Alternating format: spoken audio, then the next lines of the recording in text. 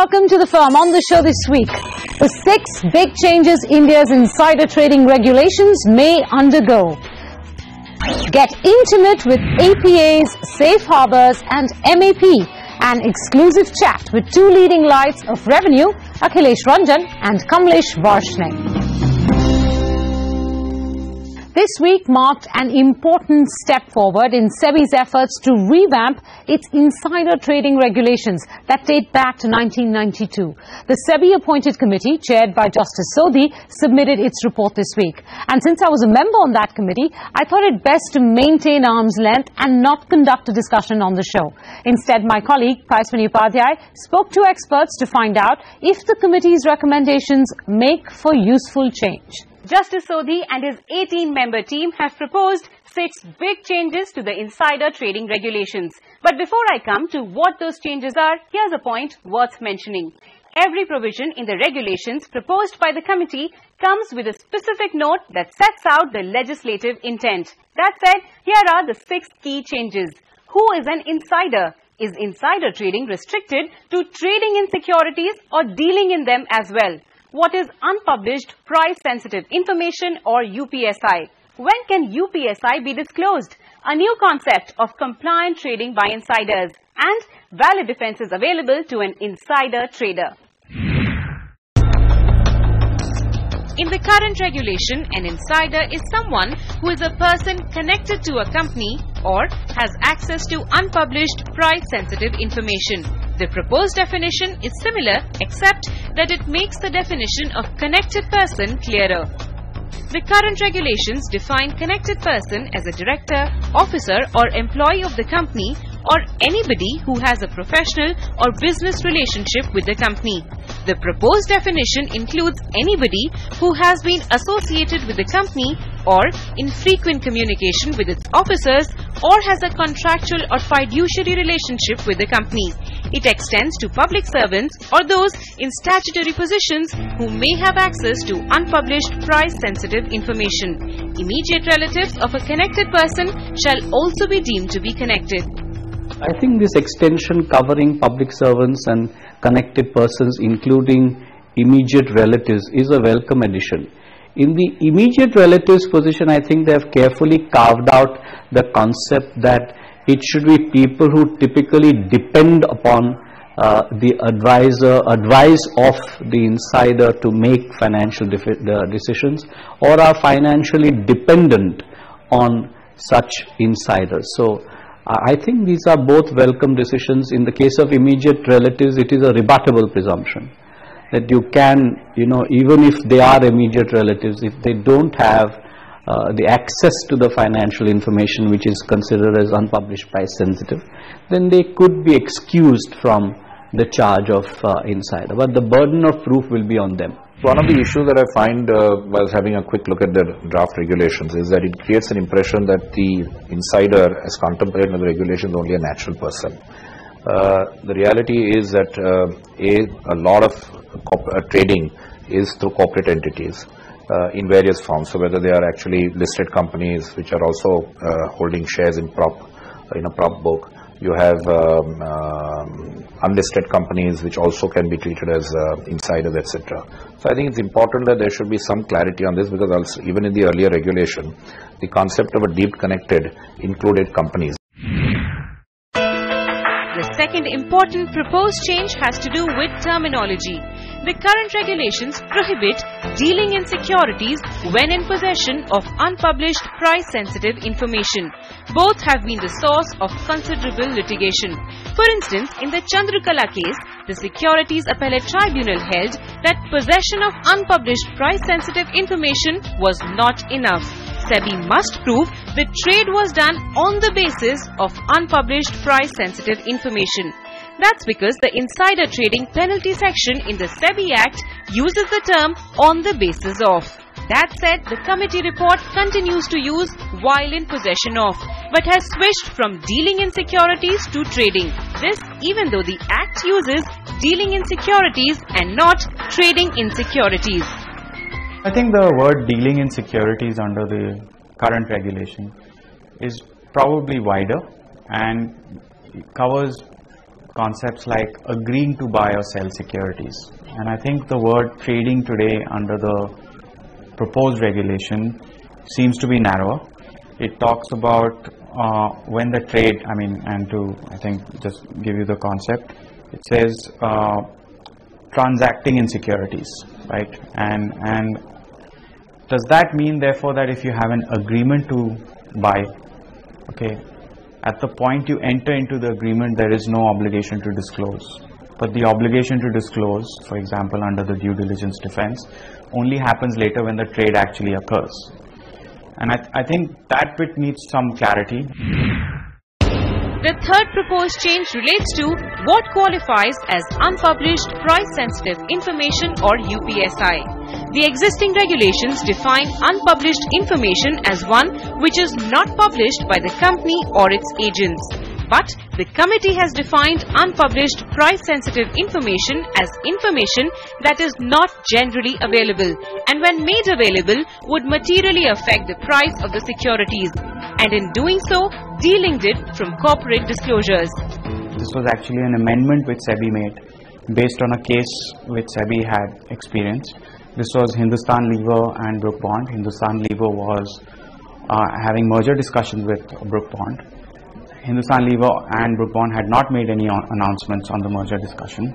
Hindustan Lever bought shares, and when SEBI went after it, they said that look, the information is already available, broadly to everybody. So what is the problem with that? And I think to cater to that, SEBI had come up with an amendment.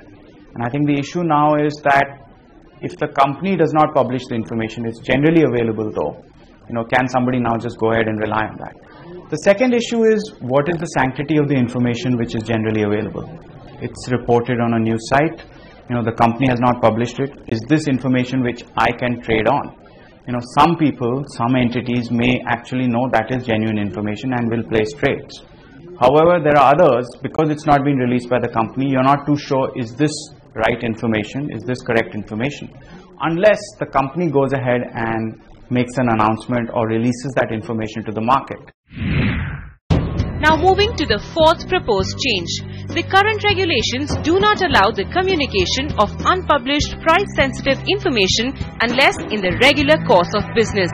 The committee prohibits communication of unpublished price-sensitive information except where it's in furtherance of legitimate business purposes, performance of duties, or discharge of legal obligations. One of the issues is is communication per se an offense or not? Okay, and I think the way the proposed legislation is dealt with it is saying that certain kinds of communication is fine, in furtherance of legitimate purposes or in connection with any law, or performance of duties. The furtherance of legitimate purposes and how do you define legitimate purposes is, I think, going to be a bit of a challenge. It may be that most transactions or all transactions are in furtherance of legitimate purposes. The current regulation is narrower. It talks about ordinary course of business or in connection with any law or employment, which I think is a narrower definition. So today, if you're doing a M&A transactions, a capital markets transactions, those may not necessarily be ordinary course of business, but those are all legitimate purposes. So are we saying now that in most transactions you don't actually need to even look at the due diligence defense? You can simply say it's a legitimate purpose and therefore I'm disclosing information. The due diligence defense Sandeep is referring to is part of the fourth big change the committee has recommended. The current bar on communicating unpublished price-sensitive information limits investor due diligence to published information, a restriction that many investors, especially private equity, have grumbled about. The committee has proposed a due diligence exemption. It has proposed to allow communication of unpublished price-sensitive information where a transaction results in an open offer. In transactions not involving an open offer, unpublished price-sensitive information can be shared as long as the company's board decides that the due diligence is in the best interests of the company. This unpublished price-sensitive information has to be published 2 days before the transaction is effected. The area which I am sort of concerned with and which is not covered except by some form of implication is if due diligence is offered and the deal does not happen and therefore no trade actually happens, is there a duty to put the due diligence out there? Because if the trade doesn't happen, is it relevant to put up the due diligence into the market domain because there's a failure of achieving the standards expected by the acquirer? Or is the pure non-disclosure or non-dealing agreement sufficient, because then you are essentially not going to trade in the securities? There's another exemption the committee provides for compliant trading by insiders. They've called it a trading plan, one which has to be mandatorily implemented once announced. The proposal says an insider can formulate a trading plan, get it approved by the compliance officer, disclose it to the public and carry out trades. But the plan comes with several riders.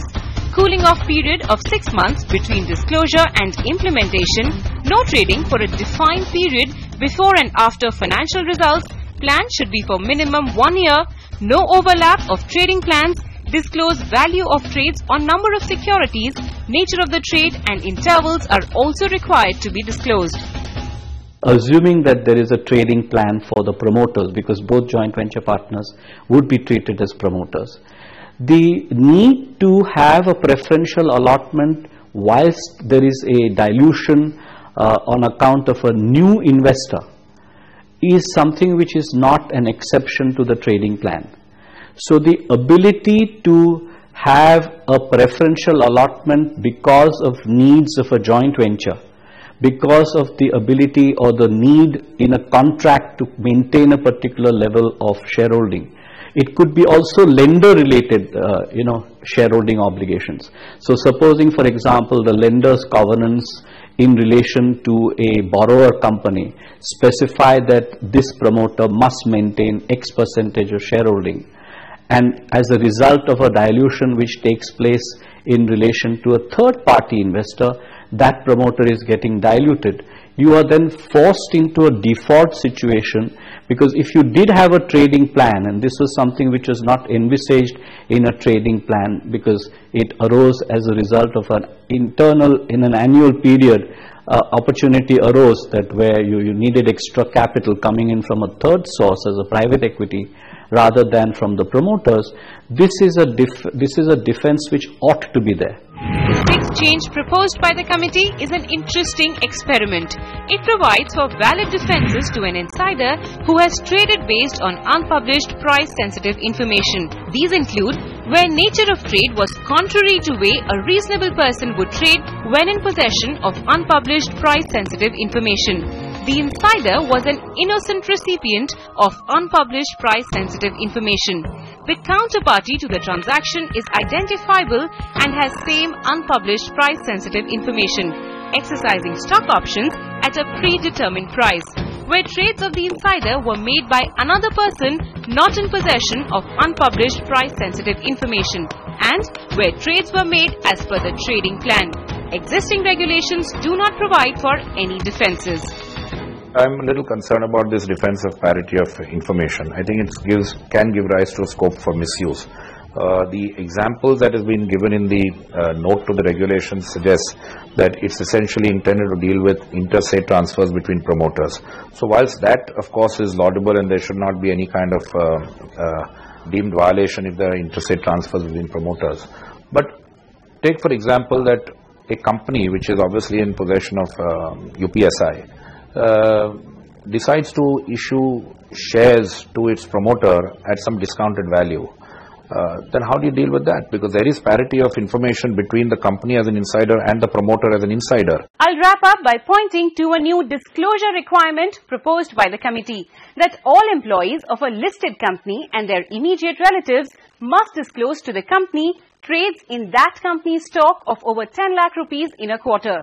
The record of such trades needs to be maintained by the company. The corporate members and the committee oppose this proposal on grounds that it is an onerous compliance requirement. But as Shardul Shroff put it to me, it is a price that we have to pay for fair markets in India. In Mumbai, Paiswani Upadhyay. While the committee's recommendations are up on the SEBI website and open to public comment, and in the months to come, hopefully soon, SEBI will finalize the new insider trading regulations. On that note, let's take a quick break on the firm. Coming up next, get intimate with APAs, safe harbors and MAP. An exclusive chat with two leading lights of revenue, Akhilesh Ranjan and Kamlesh Varshney.